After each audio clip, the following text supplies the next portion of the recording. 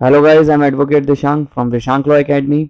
आज हम पढ़ने जा रहे हैं आपका warrant case triable by magistrate. तो हमने उससे पहले पढ़ा था कि कोर्ट ऑफ सेशन में क्या का ट्रायल कैसे चलेगा, वारंट केस में अगर पुलिस रिपोर्ट यानी कि एफआईआर के चार्जशीट के बेस पे कैसे चलेगा। और अब पढ़ेंगे हम वारंट केस कैसे चलेगा आपका पुलिस अदर देन दी पुलिस रिपोर्ट। यानी कि अदर देन दी पुलिस रिपोर्ट का मतलब यहाँ पर क्या हो गया, 200 की कंप्लेंट। यानी कि अदर देन दी पुलिस रिपोर्ट का मतलब क्या होगा, 200 की कंप्लेंट के हिसाब से कैसे प्रोसीडिंग चलेगी।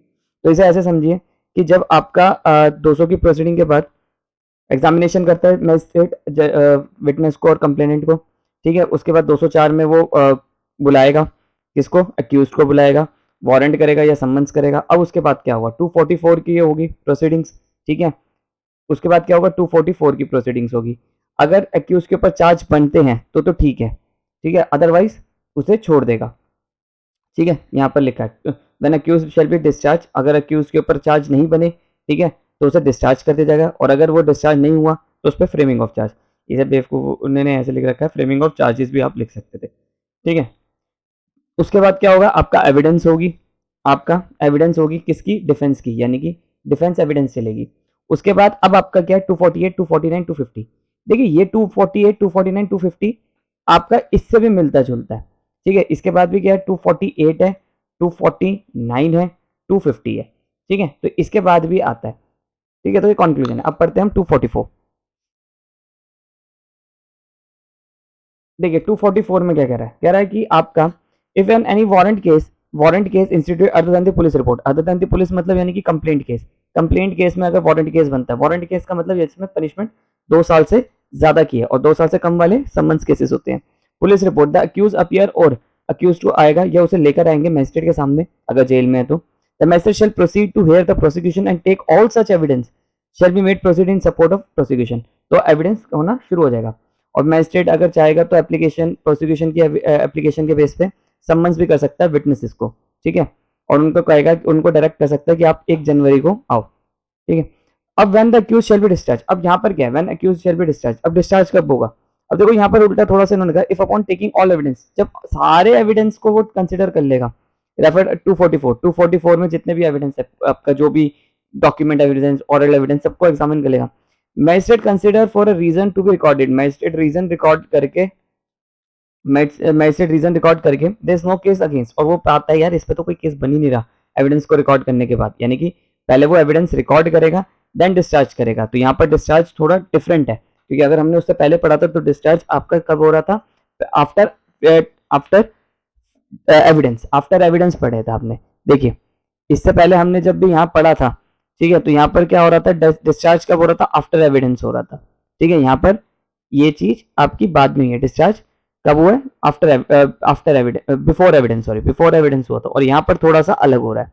यहाँ पर अलग क्या हो रहा है कि यहाँ पर क्या हो रहा है, पहले एविडेंस होगा देन डिस्चार्ज होगा, ठीक है। Nothing in this section shall be deemed to prevent magistrate और from discharge the accused at any previous stage of the case. यहाँ पर उसे वो मना नहीं कर रहा कि प्रीवियस स्टेज पे भी वो कर सकता है, यहाँ पर भी कर सकता था। फॉर रीजन भी रिकॉर्डेड, बस रीजन रिकॉर्डेड करते हैं। तो वो कह रहा है कि अगर मान लीजिए इस स्टेज पे भी कर देता है अक्यूज को, ठीक है, तो भी चल जाएगा, ठीक है, कि उसके ऊपर कोई केस नहीं बन रहा। अब ये 246 क्या कह रहा है कि उसको डिस्चार्ज नहीं करा गया, यानी कि उसकी फ्रेमिंग ऑफ चार्जेस यहीं से होगी। If when the evidence has been taken, जब एविडेंस टेकन पे होगा और any previous stage of the case the magistrate's opinion is the ground is presuming, और मान लेता है कि मैजिस्ट्रेट मान लेता है नहीं इस पे ग्राउंड्स बन रहे हैं, ठीक है, चार्ज का, तो क्या होगा, magistrate is competent to try. अगर वो मैजिस्ट्रेट कॉम्पिटेंट टू ट्राई है, मतलब यानी कि उस केस को चला सकता है, could be adequately punish by him, और वो उसे पनिश कर सकता है, शैल फ्रेम चार्ज क्या होते हैं, I take cognizance against this ऐसे होते हैं। The charge shall then be read, और चार्ज उसके ऊपर जो जो चार्जेस लगे, जो जो सेक्शंस उसके ऊपर लगे उसको बताएगा और उससे पूछेगा वेदर यू प्लीड गिल्टी और नॉट। यहाँ पर देखिए प्लीड गिल्टी ही इसी में 246 के सब क्लॉज 2 में ही है, ठीक है। और has any defence to make, या तुम्हारे पास कोई डिफेंस है। If the accused plead guilty, अगर मान लो अक्यूज ने मान लिया अपना गिल्ट कि मान लेता हाँ मैं दोषी हूँ, तो उसको आपका वहीं कन्विक्ट कर देगा। और अगर वो मना कर देता है, अक्यूज कहता है कि मेरा कोई प्लीड गिल्टी नहीं है, तो ट्राई फिर क्या करेगा, if the accused is not convicted और वो कन्विक्ट नहीं, he shall be required to commencement of the next date of hearing of the magistrate and reason be recording and shall forward wishes cross examine any of the witness prosecution. तो यहाँ पर क्या है कि फिर वो क्या करेगा, उससे पूछेगा विटनेसेस के बारे में, ठीक है, और विटनेसेस का क्रॉस एग्जामिनेशन करने लग जाएगा, किसका, प्रोसिक्यूशन के एविडेंसेस में जो विटनेसेस आए हैं, इनके जो विटनेसेस आएंगे इनका क्रॉस एग्जामिनेशन करने लग जाएगा. If he say he does wish to examine recall examination of examination cross examination, किसी को भी examination they shell be discharge, तो फिर वो बाद में एग्जामिनेशन करवा के उसको भी उनको भी कर देगा. ठीक है, यानी कि उनके विटनेसेस जो आएंगे उनको भी डिस्चार्ज कर देगा उनको भी. अब यहाँ लिखा है the evidence of any remaining witness shall not next be after, उन्हें दोबारा नहीं बुलाया दे आल्सो, कुछ नहीं इसमें. 247 में आपका सिंपली कह रहा है फिर उनको आपका एविडेंस देखा जाएगा और छोड़ दे, फिर प्रोसिक्यूशन डिफेंस एविडेंस आ जाएगा. डिफेंस एविडेंस का मतलब यानी कि डिफेंस अपने एविडेंस लेकर आएगा और इसका प्रोसेस पूरा 243 में हमने नेक्स्ट क्लास में पढ़ाई था, पहले वाली प्रीवियस क्लास में हमने पढ़ाई था ये वाला पूरा प्रोसेस, कि वो देखेगा जज अगर केस बन रहा है या नहीं बन रहा तभी बुलाएगा. अब देखिए कंक्लूजन में क्या है, या तो एक्विटल करेगा या कन्विक्टेड करेगा, चाहे पुलिस रिपोर्ट वाले वारंट केस में, पुलिस रिपोर्ट वाले में हो या वारंट केस के other than the police report हो. इन दोनों का कंक्लूजन जो है वो 248 से 249 250 तक है. ठीक है, कंक्लूजन इसका यही होगा. If any case under this chapter with a charge has framed, अगर मैजिस्ट्रेट ने चार्ज फ्रेम कर दिए, find the accused not guilty, और पाल देता है कि अक्यूज गिल्टी नहीं है, he shall record an order of acquittal, तो वो ऑर्डर ऑफ एक्विटल कर देगा. ऑर्डर ऑफ एक्विटल का मतलब उसे बरी कर देगा. But where is any case under chapter magistrate find that accuse guilty, but accuse को गिल्टी मान लेते हैं, but does not proceed in accordance, उन केस के हिसाब से नहीं चलता, प्रीवियस ऑफ द सेक्शन 325 और 360, he shall after hearing the question of sentence upon his according to law, मतलब यानी कि उसको प्रोहिबिशन पे छोड़ देगा या उस पर ऐसे बात करेगा. सॉरी गाइस, वो थोड़ा सा ग्लिच हो गया था. ठीक है, तो 248 में क्या कह रहा है कि अगर आपका एक्विटल करेगा या कन्विक्टेड करेगा. ठीक है, एक्विटल का मतलब बरी कर देगा. अब यहाँ पर एक बहुत अच्छा सेक्शन है 325. मान लो एक एमएम को कितने पावर है या जुडिशियल मजिस्ट्रेट को कितनी पावर है पनिशमेंट देने की, 3 साल. ठीक है, और वो ट्रायल कितने केस का कर सकता है, कोई भी केस का कर सकता है जो भी आपका लिखा हुआ है सीआरपीसी के शेड्यूल के हिसाब से दे रखा है उसका.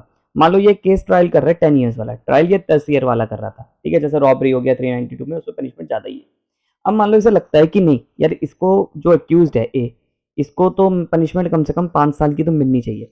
अब एमएम क्या करेगा, अपने एमएम ये केस आपका कमिटल कर देगा. कमिटल का मतलब यहाँ कोर्ट ऑफ सेशन नहीं है, सीजीएम को कर देगा.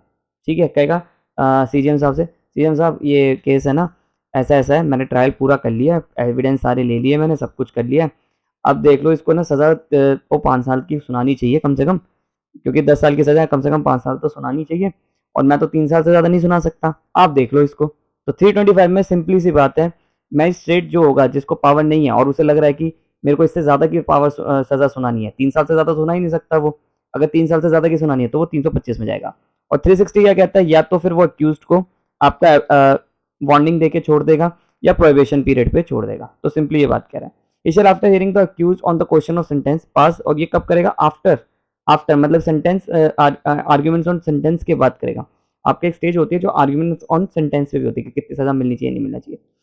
थर्ड पॉइंट आपका ये कह रहा है कि एनी प्रीवियस कन्विक्शन, अगर मान लो अक्यूज जो है वो अपने प्रीवियस कन्विक्शन के बारे में एडमिट नहीं करता तो कोर्ट उसमें छानबीन करेगी, उसके प्रीवियस कन्विक्शन को निकालेगी. ठीक है, और जब कोर्ट अगर उसे कन्विक्टेड करेगी तभी उसके ऊपर ये इसमें एनहेंस कर देगी इसकी पनिशमेंट को, जो भी पनिशमेंट सुना रही है उसकी पनिशमेंट को एनहेंस कर देगी. ठीक है, सिंपली बात कह रहा है. 211 में आपका बस यही बताया गया कि जब चार्जेस फ्रेमिंग होंगे तो उसमें उसके प्रीवियस कन्विक्शन को भी देखा जाएगा. इसलिए जो पुलिस वाला होता है वो आपका दिखाता है कि देखो जी मैंने ऐसे ऐसे बनाई है रिपोर्ट. ठीक है, इसका प्रोवाइडेड ये कह रहा है आपका कि that no such charge shall be read out, और अगर चार्ज शैल रीड आउट नहीं होंगे, अगर उसने अगर उसको कन्विक्टेड नहीं करा तो उसको कहीं पर भी उसके चार्जेस नहीं बनाए जाएंगे प्रीवियस कन्विक्शन से रिगार्डिंग. अब देखिए 249 बहुत इंपॉर्टेंट, ये कह रहा है कि एब्सेंस ऑफ कंप्लेनेंट, अगर कंप्लेंट नहीं आया तो उसका केस उड़ा दिया जाएगा. पर ये सिर्फ किस में होगा, कंप्लेंट केस में होगा. ठीक है, 200 वाले केस में क्या लिखा, when the proceeding has been instituted upon complaint, complaint का मतलब यानी कि एग्जामिनेशन ऑफ विटनेस ये वो उसमें हुआ तो ही, on and on any date fixed for hearing, कोई भी डेट फिक्स फॉर हियरिंग करा, यानी कि 1 जनवरी करा कोर्ट ने कि 1 जनवरी को कहा अक्यूज कंप्लेनेंट को आ पाना. For the hearing of the case the complainant is absent, अब ये क्या है, कंप्लेनेंट नहीं आई. एंड द ऑफेंस, अब देखो यहाँ क्या लिखा है, एंड द ऑफेंस, जो ये ऑफेंस है, ये ऑफेंस जो है वो आपका कंपाउंडेड है. ठीक है, या आपका मान लो ये कंपाउंडेड है पर आपका कॉग्निजेबल है तो भी चल जाएगा. ठीक है, या अगर आपका ये नॉन कॉग्निजेबल है, ठीक है, और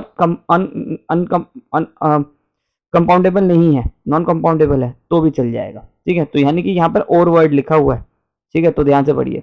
द मैजिस्ट्रेट में इन हिज डिस्क्रिप्शन, मैजिस्ट्रेट अपनी विवेक का इस्तेमाल करते हुए, अपनी ताकत का इस्तेमाल करते हुए, कंटेंट एनी टाइम, किसी भी टाइम पर, but before the charges frame, यानी कि चार्जेस फ्रेम होने से पहले, यानी कि फ्रेमिंग ऑफ चार्जेस से पहले डिस्चार्ज कर देगा एक्यूज को। क्या कर देगा? एक्यूज को डिस्चार्ज कर देगा। पर मान लो कि जज ने आपका चार्ज फ्रेम कर दिए, ठीक है, अंडर सेक्शन 246 में उसने चार्जेस फ्रेम कर दिए, ठीक है, 246 में चार्जेस फ्रेम कर दिए, या फिर आपका 246 में चार्जेस फ्रेम कर दिए, या फिर आपका 240 में कर दिए, 240 में या 246 में उसने चार्जेस फ्रेम कर दिए मैजिस्ट्रेट ने, तो वो और वो कंप्लेनेंट नहीं आई, इस स्टेज के बाद नहीं आई, ठीक है, तो केस आपका एब्सेंट के बेस पे डिस्चार्ज नहीं कर सकता एक्यूज को, ठीक है। तो सिंपली बस ये बात कर रहा है। आई होप आपको मेरी वीडियो पसंद आई है। 250 बहुत इंपॉर्टेंट है, तो इसके लिए अलग से वीडियो आएगी।